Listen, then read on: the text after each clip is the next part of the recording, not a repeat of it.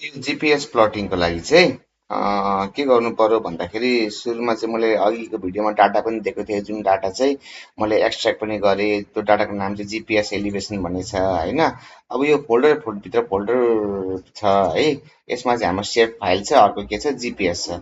अब यो मेरो मेरो चाहिँ के छ भन्दाखेरि मैले फोल्डर कनेक्ट गर्ने बेलामा चाहिँ मेरो डी ड्राइभ कनेक्ट छ, त्यही भएर चाहिँ मैले त्यो फाइलहरू सबै डी ड्राइभमा राखेको। अब म यहाँ के गर्छु, प्लसमा गएर चाहिँ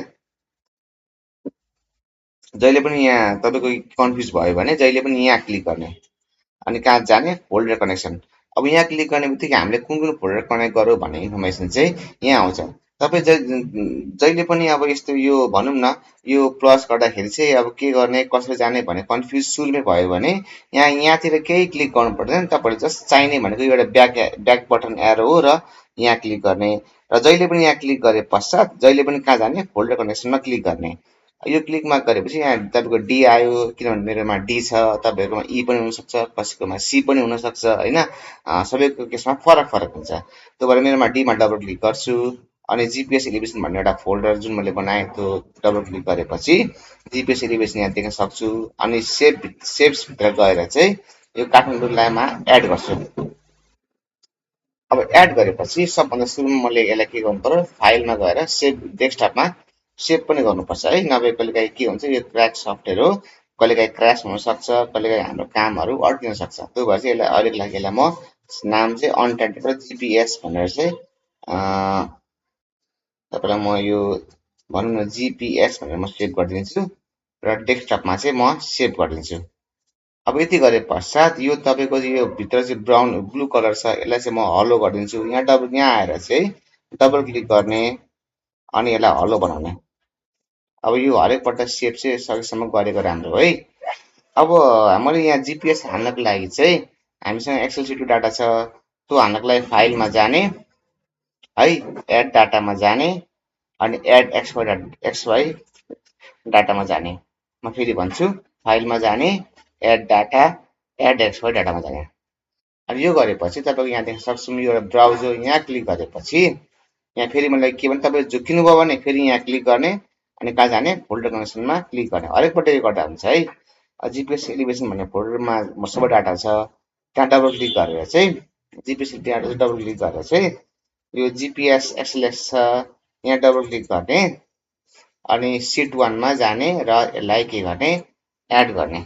अब यो केसमा चाहिँ कसैको चाहिँ यो एक्स फिल्डमा लङ र वाइ फिल्डमा लेटिट्युड आउँछ है। यो हाम्रो एक्स फिल्ड भनेको जहिले पनि लङ्जिट्युड हुनुपर्छ र वाइ फिल्ड भनेको जहिले पनि के हुनुपर्छ, लेटिट्युड हुनुपर्छ। अनि जाने एडिटमा जाने है। अब एडिटमा चाहिँ किन जान्छौँ भन्दाखेरि हामीले यहाँ चाहिँ के हाल्नुपर्छ, कोअर्डिनेट सिस्टम। अब जिपिएस भनेको जहिले पनि यसले युज गर्ने भनेको जियोग्राफिक कोअर्डिनेट सिस्टम युज गर्छ। म फेरि भन्छु, जिपिएस को डाटा हाल्ने बेलामा हामीलाई जहिले पनि काम लाग्ने अथवा हामीलाई पनि जहिले चाहिने कोअर्डिनेट सिस्टम भनेको चाहिँ जियोग्राफिक कोअर्डिनेट सिस्टम हो होइन। अनि यो यसमा चाहिँ तपाईँले यहाँ प्लसमा यहाँ क्लिक गरे पश्चात यहाँ अलिक तल आउनुभयो भने यहाँ वर्ल्ड भन्ने देखिन्छ, यो वर्ल्डमा प्लसमा क्लिक गर्ने। अनि अझै तल आउनुभयो भने चाहिँ यहाँ WGS 1984 देखिन्छ, यसमा राइट क्लिक गरेर चाहिँ के गर्ने, एड टु फेभरेट्स जुन छ नि यसलाई क्लिक गर्ने। यदि क्लिक गरे पश्चात तपाईँको यो माथि फेभरेट्स भन्ने देखिन्छ र फेभरेट्समा यो के आउँछ, WGS 1984 आउँछ। अब यति गरे पश्चात तपाईँले यसलाई फेरि डबल क्लिक गर्ने। यहाँ चाहिँ यसको अरू इन्फर्मेसन हुन्छ, यसलाई हामी खासै केयर गर्दैनौँ, तर यसको इन्फर्मेसन हो डिग्री समथिङ, यसको WGS 1984 भनेको के हो त्यसको बारेमा चाहिँ यहाँ इन्फर्मेसन दिएको छ। अब तपाईँले यसलाई क्लिक गरेपछि यसलाई ओके गरिदिनुहोस्। अनि त्यसपछि यसलाई फेरि ओके गरिदिनु भयो भने यसले एउटा सर्टेन चिज चाहिँ पपअप गर्छ, यसलाई हामीले इग्नोर गरेर ओके गरिदिने। ओके गरिदियो भने यहाँ के आउँछ, हाम्रो डट पोइन्टहरू बढी आउँछ। अब यो डट पोइन्ट भनेको चाहिँ के हो भन्दाखेरि हामीले स्याम्पल लिएको चाहिँ ठाउँको जिपिएस हो। अब यो जिपिएसलाई तपाईँले फेरि के गर्नु पर्यो, एक्सपोर्ट गर्नु पर्यो। किन एक्सपोर्ट गर्नु पर्यो, किनभने यो त हाम्रो सेभ फाइल होइन, सेभ फाइलमा लानुपर्ने हुन्छ। त्यही पनि अहिले हाम्रो यहाँ के देखिन्छ भन्दाखेरि यो बाहिरको चाहिँ पोलिगन हो भने भित्रको चाहिँ कुन सेभ फाइल हो, पोइन्ट सेभ फाइल हो। त्यही भएर यसलाई चाहिँ पोइन्ट सेभ फाइलमा लानुपर्ने हुन्छ।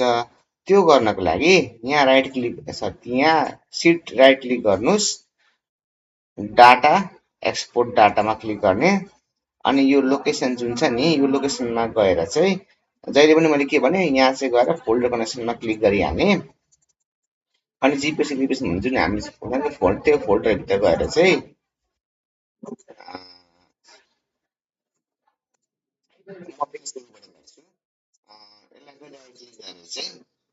डाटा अनि एक्सपोर्ट डाटामा क्लिक गर्नुहोस्, अनि यो क्लिक गरे पश्चात यहाँ गएर चाहिँ तपाईँले यहाँ क्लिक गरेर चाहिँ फोल्डर कनेक्सनमा जाने, अनि यहाँ डबल क्लिक गर्ने। अब जिपिएस एलिभेसन भन्ने यहाँ फोल्डर छ, यहाँ डबल क्लिक गर्ने, अनि जिपिएस एलिभेसन भन्ने फोल्डर छ, यसलाई डबल क्लिक गर्ने, सेभ्सभित्र जाने, अनि यहाँ टाइप गर्ने जिपिएस, र सेभ एज टाइपमा जहिले पनि यहाँ क्लिक गर्ने। यो जहिले पनि के हुनु पर्यो, सेभ फाइल हुनु पर्यो है। जहिले पनि सेभ एज टाइपमा के हुनु पर्यो, सेभ फाइल हुनु पर्यो। यसलाई सेभ गर्ने, अनि यसलाई फेरि ओके गरेर चाहिँ ओके गर्ने, र यसले के भन्छ, do you want to add exported data to the map as layer, भन्नाले त्यो हामीले एक्सपोर्ट गरेको डाटालाई फेरि एड गर्ने हो त भन्दा यस गरिदिने, र यसरी चाहिँ तपाईँको के हुन्छ, जिपिएस पोइन्ट आयो। अब हामीले यसलाई हटाइदिँदा हुन्छ। अब जिपिएस पोइन्टको एट्रिब्युट टेबल हेर्ने हो भने ओपन एट्रिब्युट टेबल जाने, यहाँ चाहिँ हाम्रो के देखिन्छ, ल्याटिट्युड, लङ्गिट्युड, एलिभेसन पनि देखिन्छ, यहाँ एसएन पनि देखिन्छ है। अब यो एसएनको खासै काम छैन, यसलाई राइट क्लिक गरेर के गरिदिने, राइट क्लिक गरेर यसलाई डिलिट गरिदिँदा हुन्छ, र यसलाई चाहिँ अब हाम्रो यो चाहिँ बल्ल के हो, पोइन्ट सेभ फाइल भयो, र यसरी चाहिँ हामीले फिल्डमा आएको फिल्डबाट लिएको जिपिएस डाटालाई चाहिँ यसरी चाहिँ हामी जिआइएसमा इन्ट्री गर्न सक्छौँ।